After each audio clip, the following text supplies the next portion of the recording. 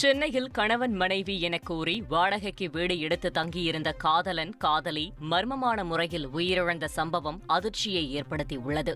விழுப்புரம் மாவட்டம் கண்ணாரம்பட்டு கிராமத்தைச் சேர்ந்த ஆகாஷ் என்ற இளைஞரும் அதே பகுதியைச் சேர்ந்த அபிநயா என்ற இளம்பெண்ணும் விழுப்புரம் அரசு கலைக் கல்லூரியில் படித்தபோது காதலித்து வந்துள்ளனர்.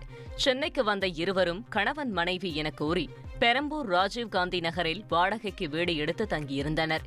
இருவருக்கும் இடையே தகராறு ஏற்பட்டதாக கூறப்படும் நிலையில் ஆகாஷ் தூக்கிட்ட நிலையிலும் அபிநயா உடலில் இரத்த காயங்களுடனும் சடலமாக மீட்கப்பட்டனர்.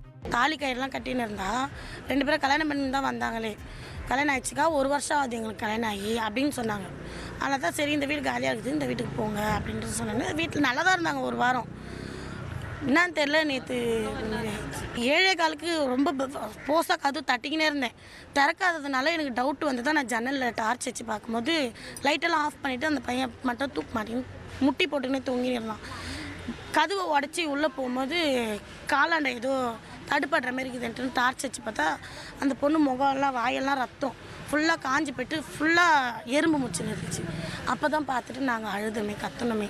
இந்நிலையில் தனது மகள் வேலைக்கு செல்வதாக கூறிவிட்டு சென்னை வந்ததாகவும் அவர் ஆகாஷுடன் தங்கியிருந்தது தனக்கு தெரியாது என்றும் அபிநயாவின் தாயார் அஞ்சலை தெரிவித்துள்ளார். வேலைக்கு வந்த புள்ளைய தான் வேலை தான் செய்யுதுன்னுக்கிறேன். எனக்கு எப்படி இதுமாரி தெரியும்? எனக்கு எப்படி தெரியும்? வேலை தான் செய்யுது, வேலைக்கு தான் போய்க்குது. அது வந்து 1 மாதம் ஆயிடுச்சு.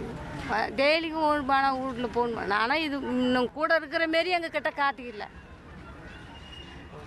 அதுமாரி தெரிஞ்சிருந்தாக்கா நாங்கள் வந்து இட்டுன்னு போயிட்டுருக்கோம்.